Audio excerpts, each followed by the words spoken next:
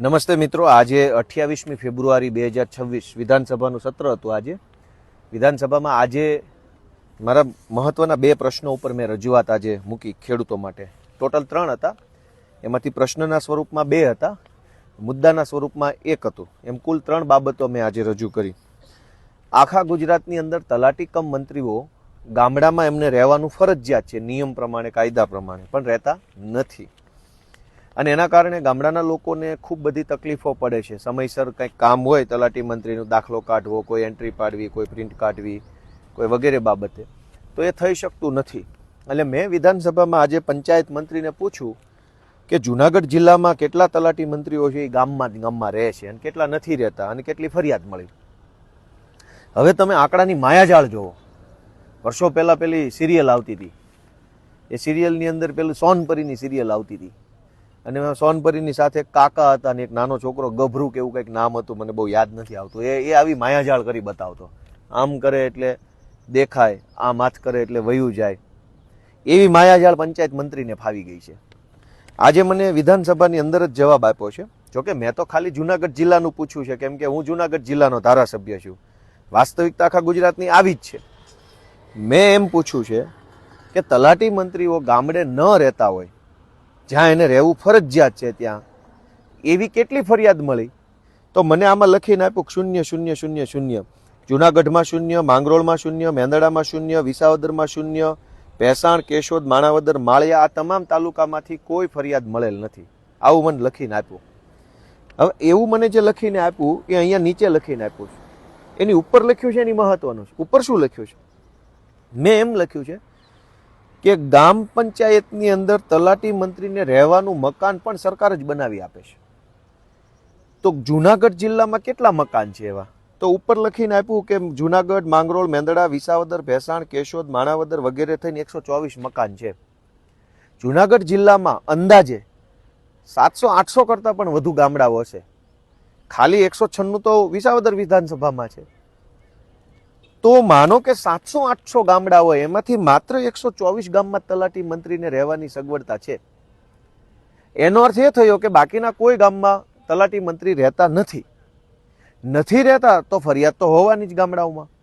તો ફરિયાદ 124 ગામમાં રહેવાની સગવડ છે, બીજા ગામમાં નથી, છતાં પણ ફરિયાદ નથી, એવું સરકારે મને લખીને આપ્યું.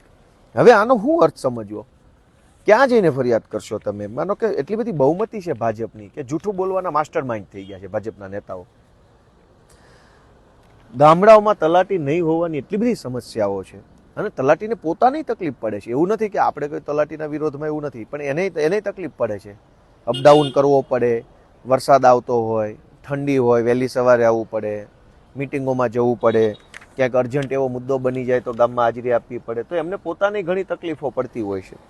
તો બંને તકલીફોનું નિરાકરણ કરવા માટે અહીંયા ગુજરાતની સરકાર પાસે કોઈ સમય જ નથી. 4 લાખ કરોડ રૂપિયાનું બજેટ તો બનાવ્યું, પણ ગામની અંદર તલાટી મંત્રી રહેતા જ નથી. તો ક્યાં જઈને શું રજૂઆત કરવાની?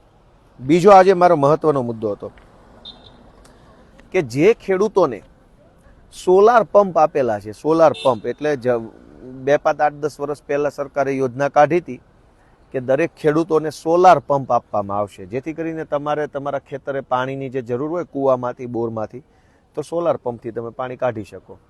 હવે એમાં નિયમ એવો હતો કે 5 વર્ષ સુધી સોલાર પંપ લગાવો, પછી 5 વર્ષના અંતે તમને એનું વીજળીનું નવું કનેક્શન મળી જાય.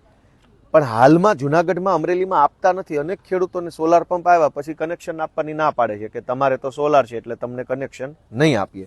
મેં આજે પ્રશ્ન પૂછ્યો કે જુનાગઢ જિલ્લામાં કેટલા ખેડૂતોને સોલાર પંપ આપ્યા? તો સરકારે આંકડો આપ્યો કે 568. આ 568 ખેડૂતોના 5 વર્ષ પૂરા થઈ ગયા છે. એટલે હવે આ 568 ખેડૂતોને વીજળીનું કનેક્શન આપી દેવું જોઈએ સરકારે. એના બદલે કેટલાને આપ્યું? માત્ર 4 જણાને.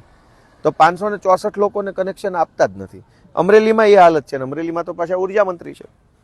એટલે આજે આ બધા વિષય ઉપર વિધાનસભામાં મેં ચર્ચા કરી છે. એક બીજો મહત્વનો વિષય હતો ખેડૂતોને વ્યાજ માફી.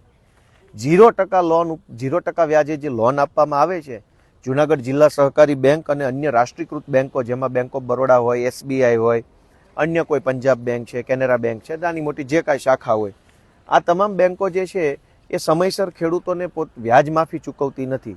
અને એના કારણે ખેડૂતોએ વ્યાજ માફિયાઓ પાસેથી રૂપિયા વ્યાજે લેવા પડે છે.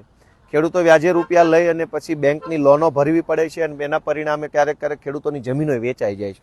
તો આજે મેં વિધાનસભામાં નાણામંત્રી સાહેબને, કેમ કે મુદ્દો નાણામંત્રી સાહેબ લઈને આવ્યા હતા આવડવા, કે ભાઈ તમે સમયસર સહાય કેમ નથી ચૂકવતા?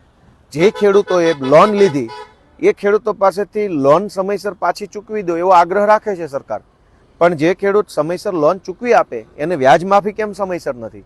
જુનાગઢ જિલ્લા સહકારી બેંકમાં 2023-24ના વર્ષની વ્યાજ માફીનું પ્રકરણ હજુ ચાલુ છે.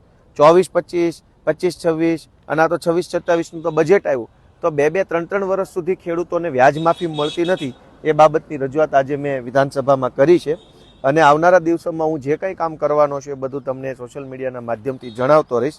કેમ કે આની અંદર વિધાનસભાઓમાં શું ચાલે છે એ જાણવું એ જનતાનો અધિકાર છે. બીજા કોઈ ધારાસભ્ય જણાવે ન જણાવે, પણ હું મારી ફરજ બજાવીશ એવી બધાને વિનંતી છે. ખૂબ ખૂબ આભાર.